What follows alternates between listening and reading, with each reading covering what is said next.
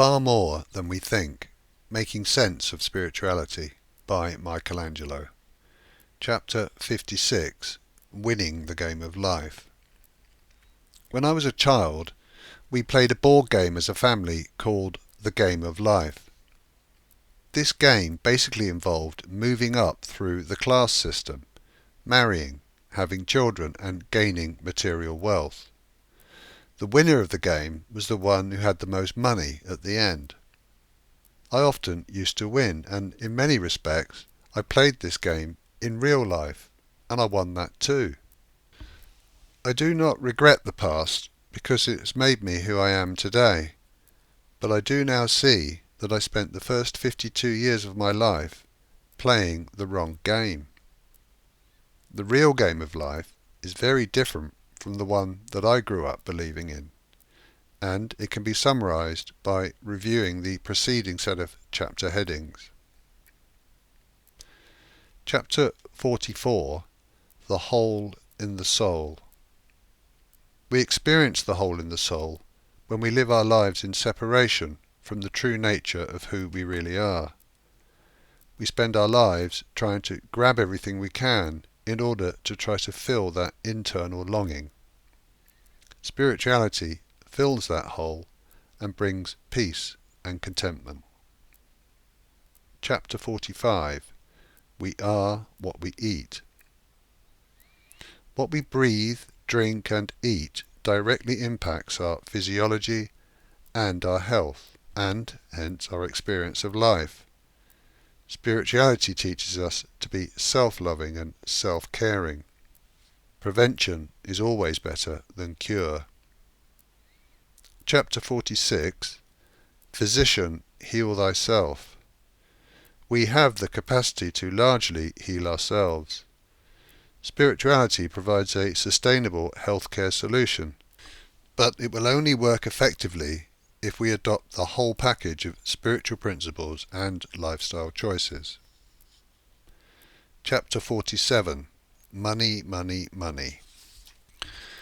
Money is an artificial invention of humankind, and possession is an illusion made apparently real by a man-made legal system.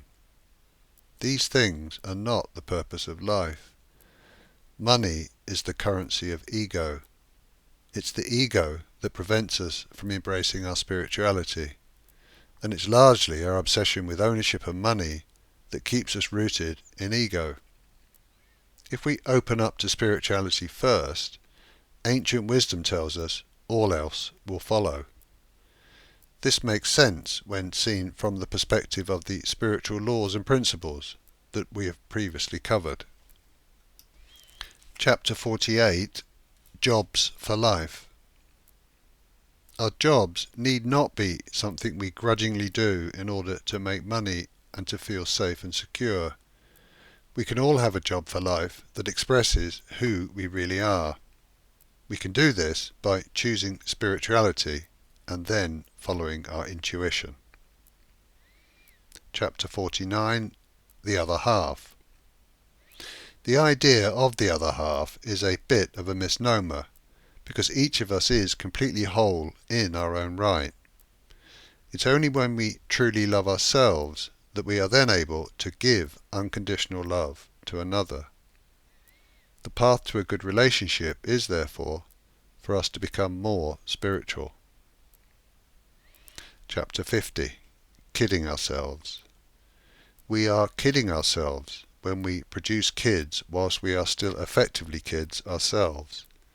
We owe it to our children to guide them and to teach them how to live from spirit rather than ego. We cannot do this if we don't embrace spirituality ourselves. Chapter 51. Spiritus contra spiritum. The solution to addiction is spirituality, but we're blinded to spirituality by active addiction. None of us really need the crutches we so desperately hang on to. We can be happy and free, but we have to let go first. Any form of addiction will restrict our spiritual growth. Chapter 52. No news is good news. Mass media messes with the mind. If we feed ourselves fear, we will continue to be fearful. If we feed ourselves love, we will grow and flourish. My personal view is that no news is good news when it comes to spiritual growth. Chapter 53, Adam Ant. Humankind is part of all that is, and we are neither individually nor collectively separate from life as a whole. Humankind, as symbolized by Adam, chose to live from ego, and the net result has been a great deal of suffering. We can each choose differently, and also help others to do the same. Chapter 54, Absence makes the heart grow fonder. We grow spiritually by letting go of things rather than by achievement.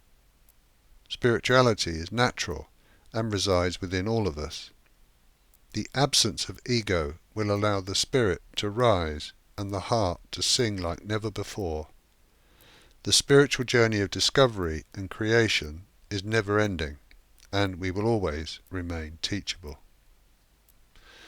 And chapter 55, Freedom is free.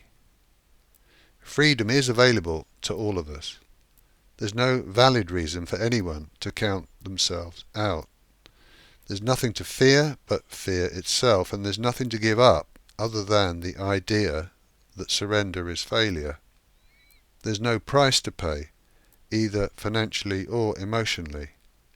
Freedom is free for those who are open-minded and willing to embrace change, and it will bring peace, contentment, and purpose.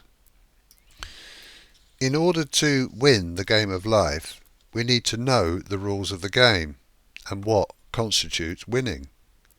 Spirituality provides all of the answers. Our purpose is to live as unconditional love, and in so doing we contribute to the collective evolution of humankind and life itself. The rules seem to be that there is no specific preordained path that we must take, but rather we have complete freedom to choose whatever way we like that allows us to express our love. So the rules are to live as unconditional love, and the winning objective is the evolution of unconditional love. Life seeks to manifest itself and express itself in as many unique ways as possible. The purpose of life is life itself. We win the game simply by playing it. The only thing we need to do is make sure we're playing the real game and not a shadow of a life that has been taught to us in ignorance by others. The blind lead the blind without ever thinking to open their eyes.